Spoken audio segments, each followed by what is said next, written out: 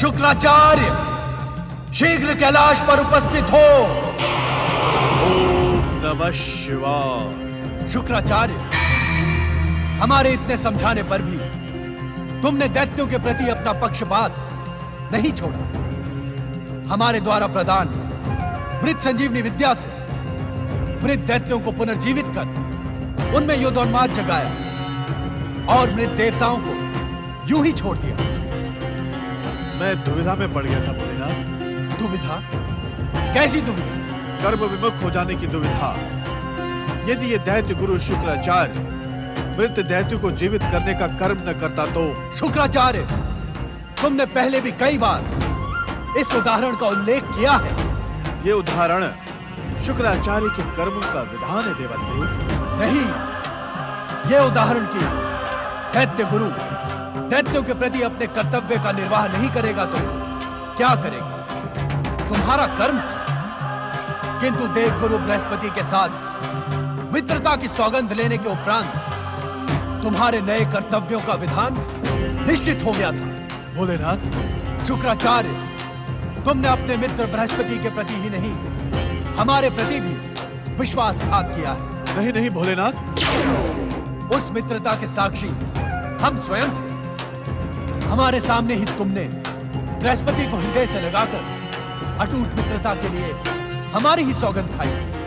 निसंदेह भोलेनाथ, मुझसे भयानक अपराध हुआ है, मुझे क्षमा करें भोलेनाथ। नहीं, मित्र से विश्वासघात एवं हमारी असत्य सौगंध लेने के लिए तो हम एक बार तुम्हें क्षमा कर भी देते, किंतु मृत संजीवनी विद्या का दुरुपयोग कर तुमने शिव भक्त होने का अधिकार भी खो दिया है। जाएं, सिद्धि विहीन अपने असुरों के पास जाएं। नहीं भोलेनाथ, नहीं, मुझसे मृत संजीवनी सिद्धि न छीने, अन्यथा मैं निर्बल होकर रह जाऊंगा। तुम्हारे जैसे विश्वासघाती पर निर्बलता ही भली लगेगी शुक्राचार्य। यह अपराध मुझसे अज्ञानवश हुआ है भोलेनाथ।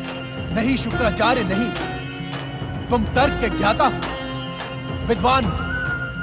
यह अपराध तुमने अज्ञानवश नहीं किया, अपितु अपने अपराध को आवरण में लपेटने के लिए तुमने अपना उदाहरण भी प्रस्तुत किया। भोलेनाथ, मुझ पर दया करें। नहीं, तुम्हारे इन दुष्कर्मों पर दया की कोई संभावना नहीं है। कृपा निधान, क्षमा करना आपका स्वभाव है। एक बार मेरी दुष्टता को क्षमा करें। मैं हृदय से सच्चा शिव भक्त हूं। शुक्राचार्य, हम स्वयं अपने वचन असत्य नहीं कर सकते, किंतु यदि तुम्हारे मन में शिव भक्ति शेष है तो जाओ, धूम्र तप करो। धूम्र तप के पश्चात ही तुम्हें हमारी कृपा प्राप्त हो सकती है। प्रणाम। नारद,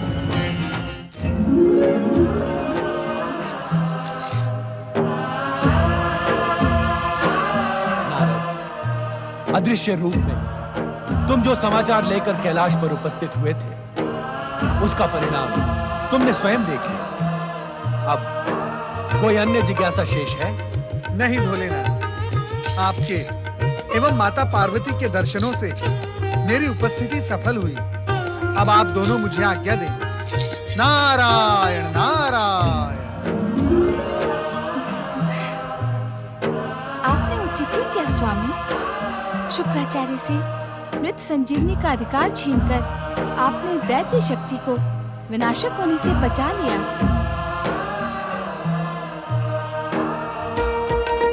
ओम नमः शिवाय, ओम नमः शिवाय, ओम नमः शिवाय, ओम नमः शिवाय, ओम नमः शिवाय। देव गुरु बृहस्पति, हमें आपसे कुछ कहना है। बधारे देवराज, आपको भली भांति ज्ञात है कि हर समस्या का समाधान भगवान शिव की आराधना से प्राप्त होता है। आप भी हमारे साथ शिव आराधना का आनंद लीजिए। हर कार्य का एक समय होता है देवदेव। शिव आराधना का कोई निर्धारित समय नहीं होता देवराज। उसमें तो हर क्षण हृदय को समर्पित रखना ही उचित है। हम आपकी इंद्र सभा में प्रतीक्षा कर रहे हैं। आप वहां नहीं पधारे तो विवश होकर हमें यहीं आना पड़ा।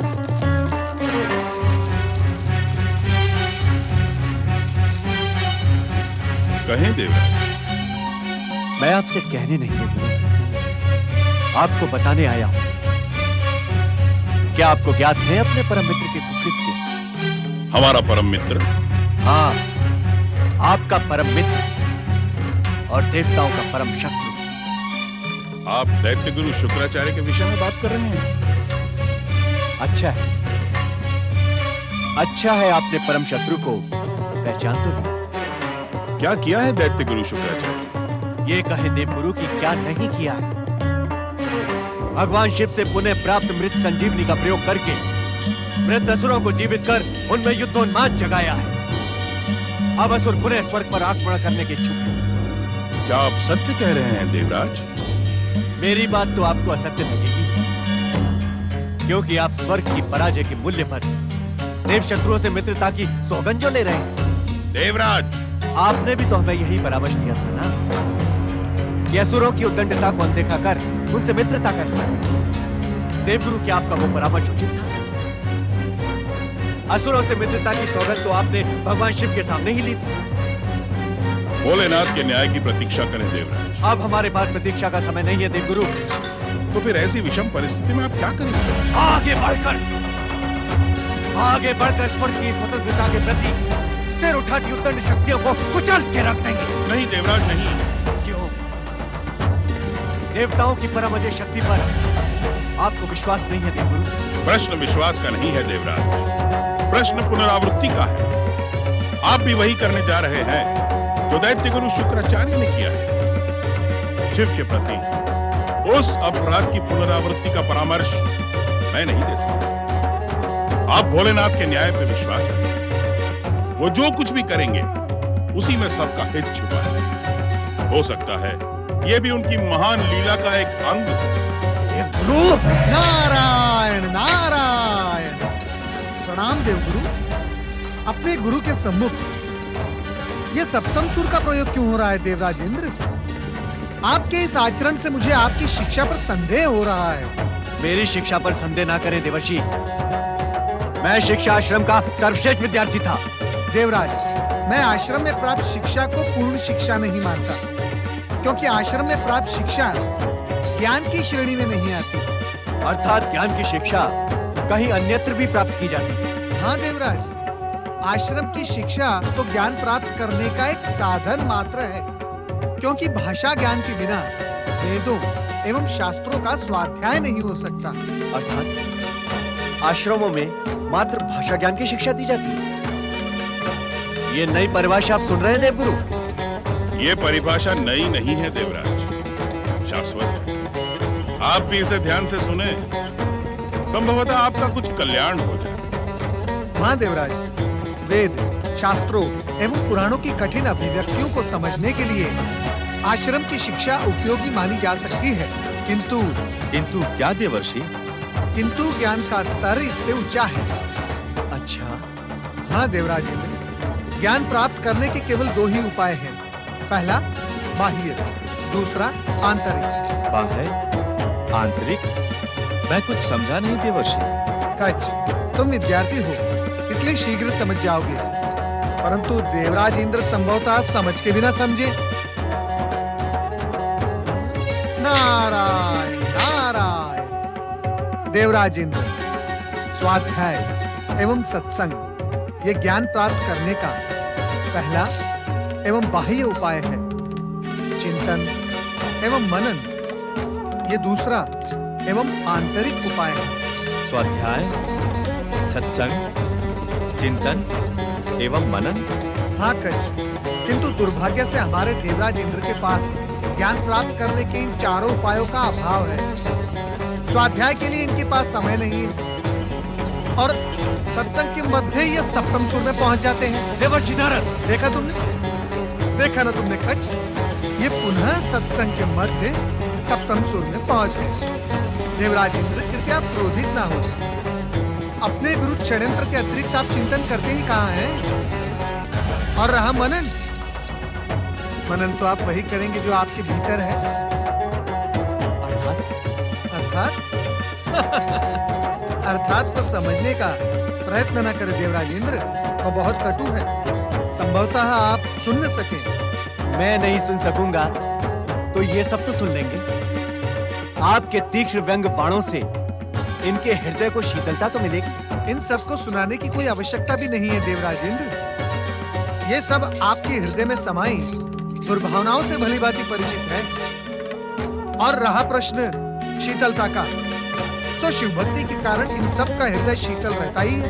देवर्षि नारद, यदि आपका ये व्यंग सत्संग समाप्त हो गया हो तो मैं आपको अपने सप्तम सुर तक जाने का कारण बतलाऊं? नारायण नारायण, उसकी कोई आवश्यकता नहीं है देवराज इंद्र। इतना महत्वपूर्ण विषय अनावश्यक कैसे हो गया देवर्षि? वो इसलिए देवराज इंद्र कि दैत्य गुरु शुक्राचार्य के दुस्साहस से क्रुद्ध भगवान भोलेनाथ ने उनकी मृत संजीवनी की भी सभी सिद्धियां छीन ली है। देवर्षि नारद, दैत्य गुरु शुक्राचार्य शिव आराधक हैं। क्या भोलेनाथ ने ये सिद्धियां सदैव के लिए छीन ली हैं? देवगुरु, भगवान भोलेनाथ का क्रोध तो सभी सिद्धियां सदा के लिए ही छीन लेता, परंतु दैत्य गुरु शुक्राचार्य की क्षमा याचना पर भगवान भोलेनाथ ने उन्हें धूम्र तप करने का परामर्श दिया। धूम्रतप? उसके सफल अनुष्ठान से वे पुनः शिव कृपा प्राप्त कर सकेंगे। गुरुदेव, ये धूम्र तप क्या होता है? शुक्राचार्य को यज्ञ कुंड से धूम्र प्रकट करके तब तक उसका सेवन करना होगा जब तक भोलेनाथ प्रसन्न नहीं हो जाते। तपों में यह सर्वाधिक कठिन तप माना जाता है देवराज। ये तो शुभ अवसर है देवगुरु। अनायास ही हमें मनवांछित दिशा मिल गई। असुरों को सदा सदा के लिए समाप्त करने के लिए हमें किसी भी मूल्य पर इस तप को पूर्ण नहीं होने देना है। क्यों देवगुरु, इसमें तो आपको कोई आपत्ति नहीं है ना? हमें विचार करने का समय दे देवराज। ठीक है, आप इस आपत्ति का मूल्यांकन करते रहिए और हम इस धूम्र तप को खंडित करने का उपाय सोचते हैं। मृत संजीवनी शक्ति आपसे छीन लेना शिव का आपके प्रति अन्याय है दैत्य गुरु। नहीं नहीं असुरराज, शिव किसी के प्रति अन्याय नहीं करता, वो तो न्याय की मूर्ति है। किंतु ये न्याय नहीं है, हम इसे कदापि स्वीकार नहीं करेंगे। शिव की आज्ञा स्वीकार करने के अतिरिक्त अन्य कोई मार्ग नहीं रहता महासुर। प्रत्येक मार्ग हमारी भुजाओं की शक्ति में सुरक्षित है दैत्य गुरु, हम इसका विरोध करेंगे। महासुर, तुम्हें अपने इस विरोध को तब तक रोकना होगा जब तक मेरा धूम्र तप पूर्ण नहीं हो जाता। ये असंभव है। देव हमें निर्बल और आलसी पुकारेंगे, हम अपने अभियान को कदापि नहीं रोक सकते। महासुर, इतना उत्तेजित मत हो, अन्यथा तुम्हें शिव कोप का भागी बनना पड़ेगा। शिव सदैव दुष्ट देवताओं की ही सहायता क्यों करते हैं? क्योंकि वो तुम्हारी तरह बार बार पाताल पर आक्रमण नहीं करते। तुम स्वर्ग पर आक्रमण करके हिंसा उत्पन्न करते हो, और शिव शंकर को हिंसा प्रिय नहीं, वो तो प्रेम के आकांक्षी है। सुनो महासुर, कल प्रातः ब्रह्म मुहूर्त में मैं शिव शंकर को प्रसन्न करने के लिए धूम्र तप का प्रारंभ करूंगा, और जब तक मेरा यह तप पूर्ण नहीं होगा तब तक तुम सब शांत रहोगे, कोई विरोध नहीं करोगे। ये मेरा विश्वास है और आदेश भी। यदि तुमने इसे नहीं माना तो तुम सब नष्ट हो जाओगे।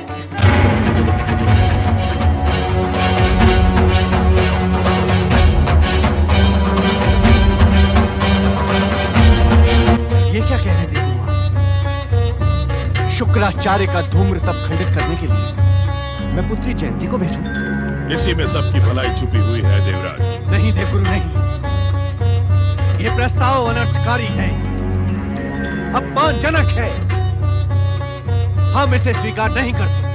देवराज, कभी कभी हम जिसे अनर्थ व अपमान समझते हैं वही विधि के विधान से लोक कल्याण, जनहित व धर्म से जुड़ा हुआ होता है।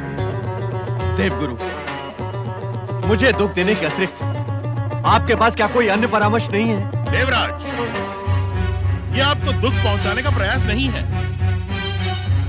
पिता के हृदय से पूछिए कि पुत्री को शत्रु के मुंह में धकेलना दुखपूर्ण है अथवा नहीं है।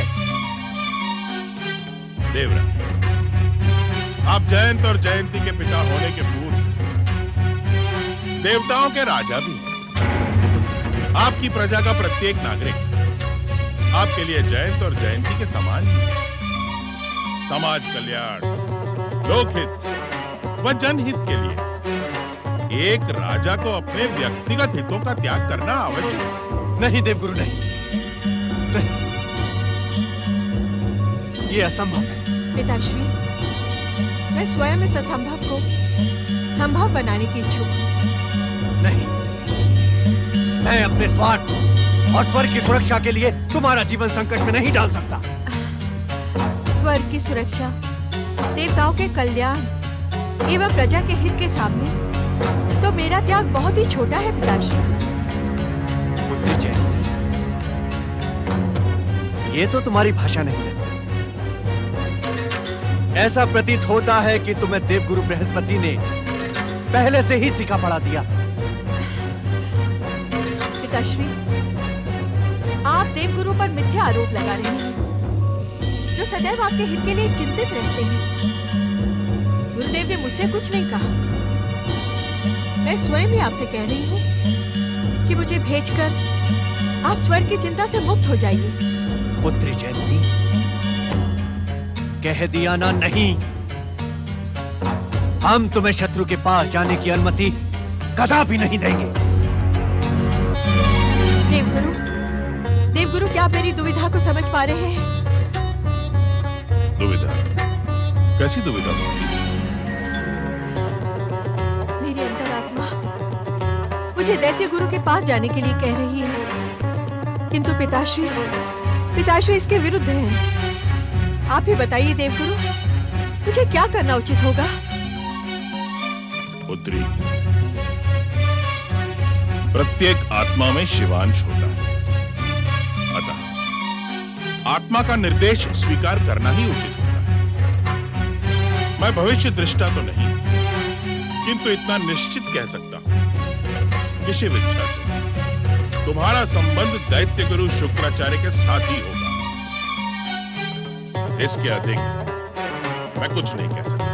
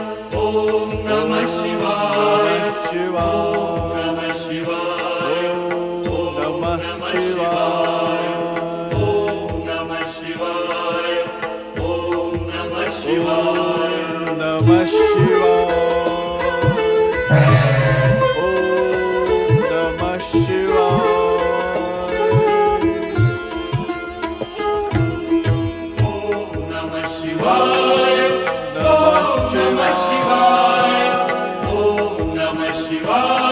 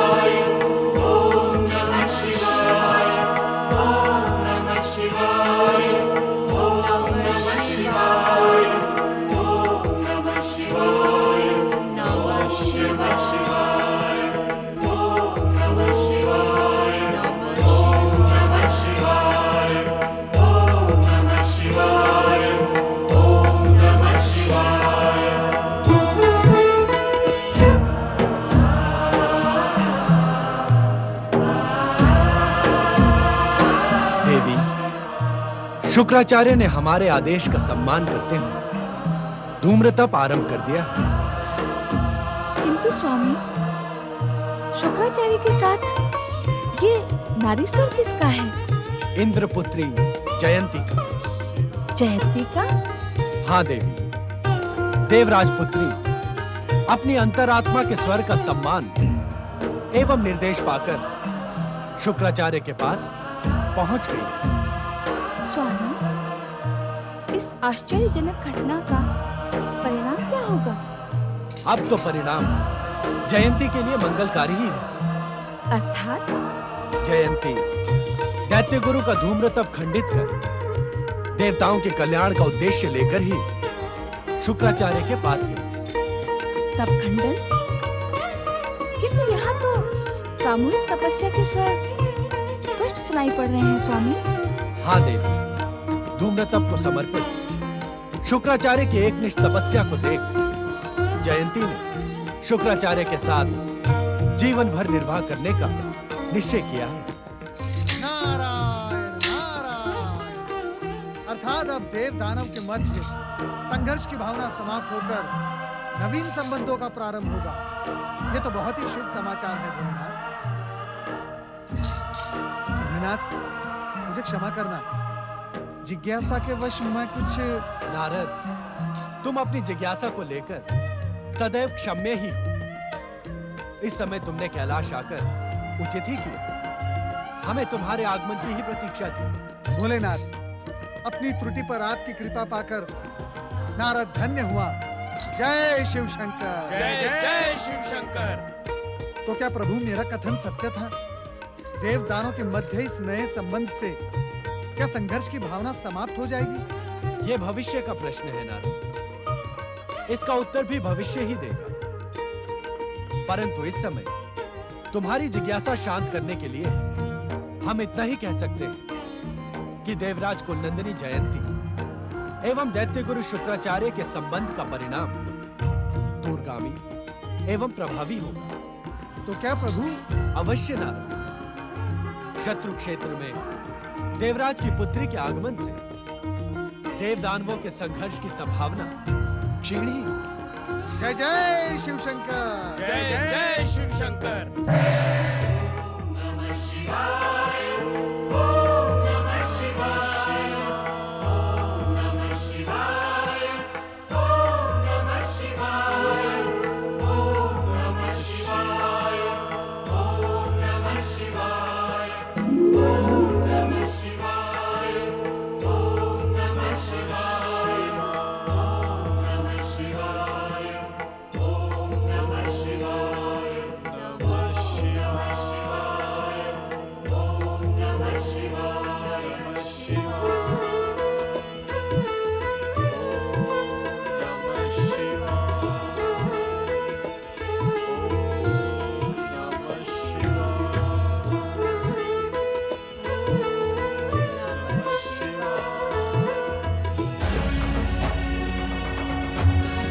ये आश्चर्यजनक दृश्य आप देख रहे हैं देवराज।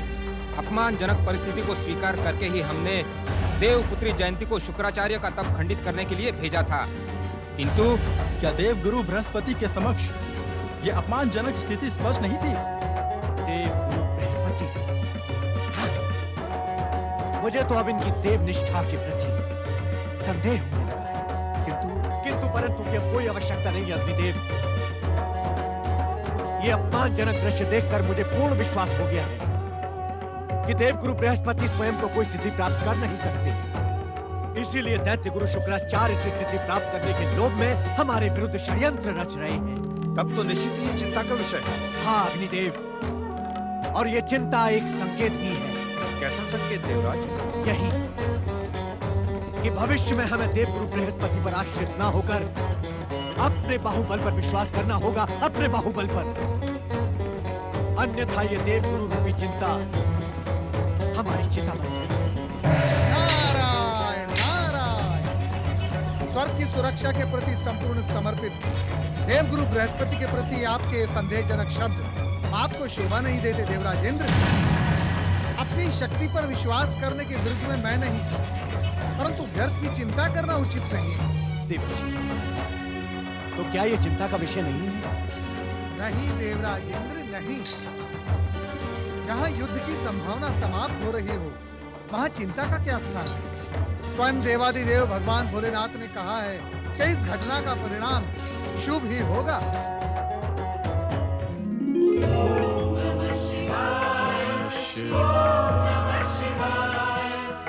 मित्रपासुर, दैत्य गुरु शुक्राचार्य का ध्रुव तप्त समाप्त होने का नाम ही नहीं ले रहा। पिछले कितने वर्षों से हम पाताल में उनकी प्रतीक्षा कर रहे हैं। अब और अधिक संयम हम नहीं रख सकते। नहीं नहीं असुरराज, क्या आप दैत्य गुरु शुक्राचार्य का आदेश भूल गए हैं?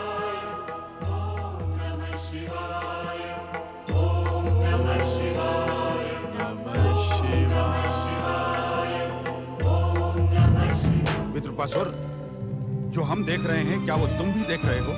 हाँ असुरराज, देख तो मैं भी रहा हूँ। ये कन्या कौन है?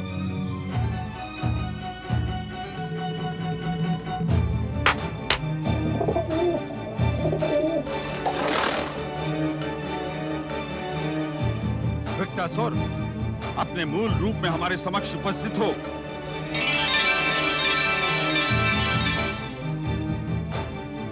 विक्टासुर, आज्ञा असुरराज। हमने तुम्हें दैत्य गुरु शुक्राचार्य के आश्रम के गुप्तचरी के लिए यहाँ नियुक्त किया था। क्या तुम नहीं जानते ये सुंदरी कौन है?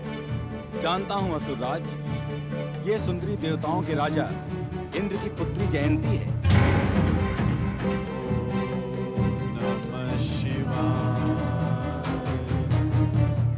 इंद्र पुत्री जयंती, उसका यहाँ क्या काम? ये तो मैं नहीं जानता, किंतु दैत्य गुरु के धूम तप प्रारंभ होने के कुछ वर्षों के बाद से ही ये निरंतर उनके साथ उन्हीं की तरह तप कर रही है। ये सूचना मुझ तक क्यों नहीं पहुंचाई गई? क्षमा असुरराज, इस सुंदरी की उपस्थिति से मुझे किसी भी प्रकार दैत्य शक्ति और दैत्य गुरु की हानि की संभावना दिखाई नहीं पड़ी। इसीलिए मूर्ख, ये सुंदरी कहीं दैत्य गुरु शुक्राचार्य के तप को खंडित तो नहीं कर रही?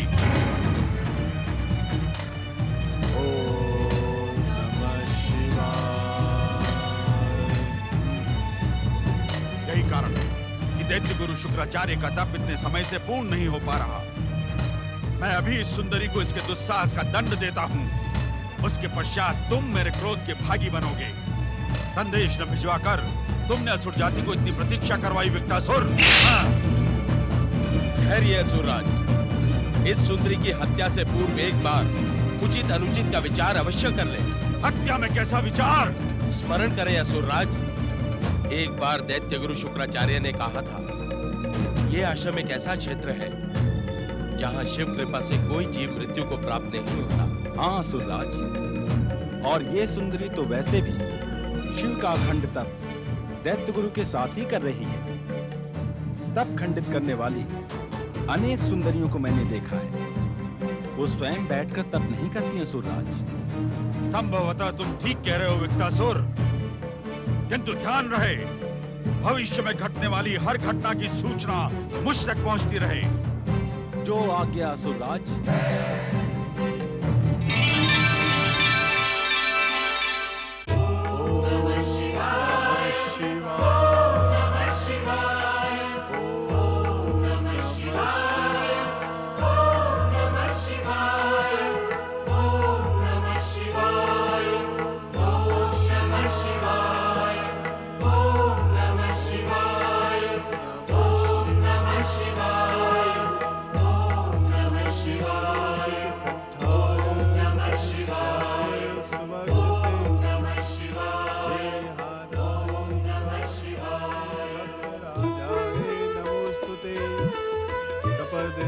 कश्यपाय हरियक्षणे वरदाय च संस्तुते स्तुतिर्ध्याय देवदेवाय वहसे।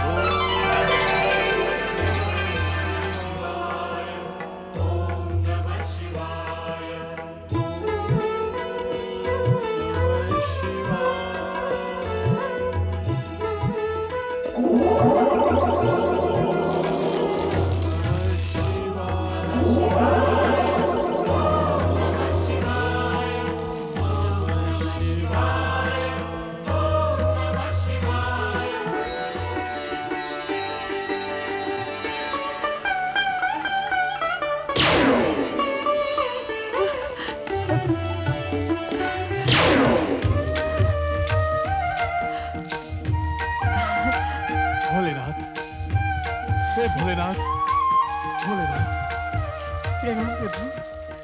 हे कृपा निधान, हे शिव शंकर, आपके दर्शन पाकर मैं धन्य हो गया। आपकी भक्ति पुनः प्राप्त कर मैं कृतज्ञ हो गया भोलेनाथ। आप वास्तव में भक्त वत्सल हैं। शुक्राचार्य, तुम्हारी एकनिष्ठ और अखंड तपस्या से हम प्रसन्न हैं। कहो, क्या इच्छा है तुम्हारी? भोलेनाथ, आपके अलौकिक स्वरूप के दर्शन के साथ ही मेरी सारी इच्छाएं समाप्त हो गई।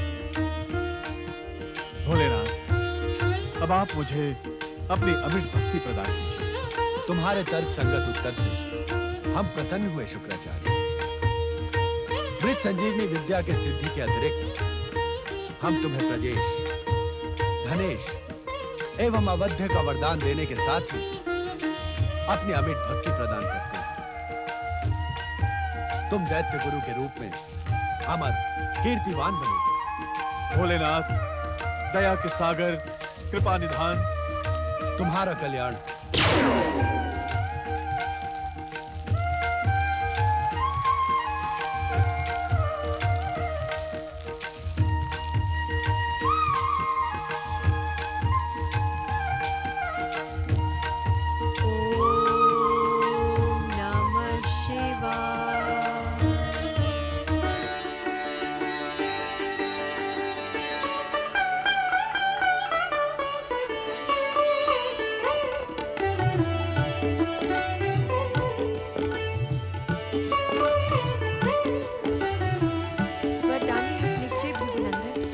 आपका एक निष्ठ तप देखकर मैं आपके चरणों में समर्पित हो चुकी हूँ। मुझे आपके चरणों की दासी बनने का सौभाग्य प्रदान कीजिए। सुमुखी, तुम्हारी समर्पण भावना से मैं प्रसन्न हूं। मैं इसी क्षण अग्नि के सम्मुख तुम्हें अपनी धर्मपत्नी स्वीकार करता हूं। हे शिव शंकर, आपको परोक्ष साक्षी मानकर अग्नि के सम्मुख मैं इंद्र की पुत्री जयंती को अपनी धर्मपत्नी स्वीकार करता हूं। हे शिव शंकर, दैत्य गुरु शुक्राचार्य को मैं इंद्र पुत्री जयंती अपने मन, वचन और कर्म से अपने पति के रूप में स्वीकार करती हूँ। हमें आशीर्वाद दे परमेश्वर।